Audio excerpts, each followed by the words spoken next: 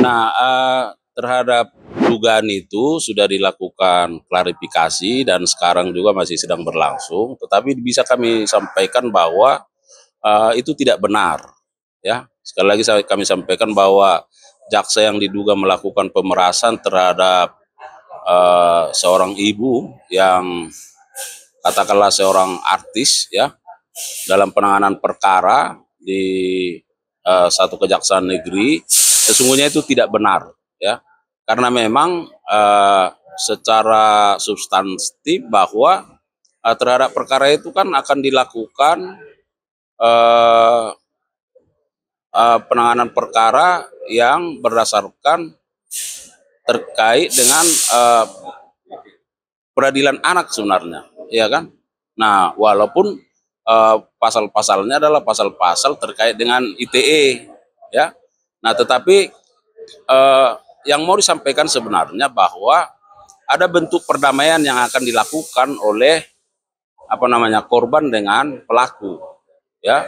Nah, kemudian, termasuk bagaimana jaminan ketika misalnya ada permohonan bahwa terhadap para, tersangka atau terdakwa ini tidak akan dilakukan penahanan, sehingga ada jaminan uang yang harus diberikan kepada, pengadilan itu sebenarnya. Lalu ditanggapi secara berlebihan, seolah-olah ada bentuk pemerasan yang dilakukan oleh, seorang jaksa, padahal sesungguhnya tidak, ya. Dan bahkan setelah kita lakukan klarifikasi, ya jaksa ini justru, mendapat bentuk kekerasan, ya, bentuk pemukulan dari yang bersangkutan. Nah, jadi, saya kira, kita harus objektif melihat ini, dan secara secara terbuka dan juga, artinya jangan asal tuding saja, ya. Nah, karena, jaksa juga sudah menjelaskan bagaimana kronologisnya sehingga, sampai berita ini, sepertinya mencuat. Saya kira begitu. Ya, artinya begini, harus ada jaminan uang. Memang kemarin kalau tidak salah kan disampaikan nilainya 1 M kan. Nah, tapi kan itu yang harus disampaikan oleh, yang bersangkutan sebenarnya bagaimana kesanggupannya, dan itulah yang akan disampaikan ke pengadilan. Tapi jangan dianggap bahwa misalnya itu menjadi satu bentuk pemerasan atau permintaan. Nah, itu. Ya, kalau misalnya tidak, kan sekarang gini, ada permohonan untuk penangguhan, untuk tidak dilakukan penahanan kan. Tidak dilakukan penahanan itu kan bisa dengan jaminan, jaminan orang, bisa dengan jaminan uang. Dan uang itu kan, itu tetap menjadi haknya dari pelaku sebenarnya kan. Itu. Iya, itu kan hanya bentuk jaminan ke pengadilan. Bukan berarti uang itu lalu hangus atau hilang.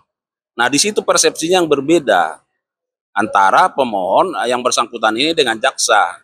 Itu sebenarnya. Lalu ada tudingan-tudingan. Karena apa? Karena ini kan diproses, dilanjutkan. Karena kalau nggak salah kan mediasi kan tidak tercapai kan.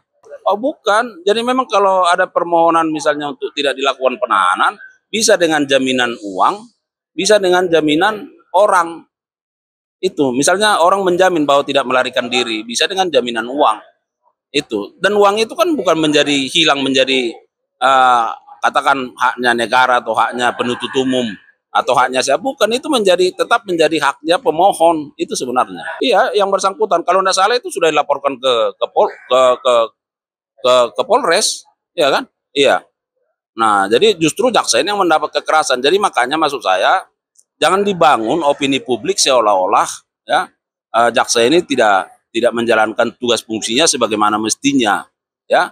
Nah, kalau misalnya terkait soal kenapa harus 1 M dan seterusnya, itu yang harus dimediasi sebenarnya. Itu misalnya harus sampaikan, oh kalau dengan jaminan seperti itu kami tidak sanggup. Tapi jangan langsung diambil satu pendapat bahwa dipublikasi seolah-olah jaksa melakukan pemerasan.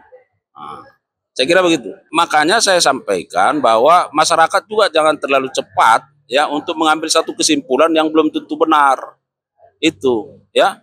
Yang kedua, yang bersangkutan juga jangan memberikan tudingan, ya, memberikan aduan yang sebenarnya itu juga tidak benar. Nah, ini bisa merugikan institusi.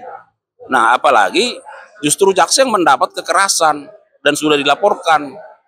Itu, ya. Jadi kita harapkan bahwa dengan ini, saya kira masyarakat bisa memahami, ya, bahwa apa yang ditudingkan kepada jaksa sesungguhnya tidak benar. Jadi jangan lupa untuk subscribe Cumi Cumi. Ditekan ya tombol lonceng merahnya.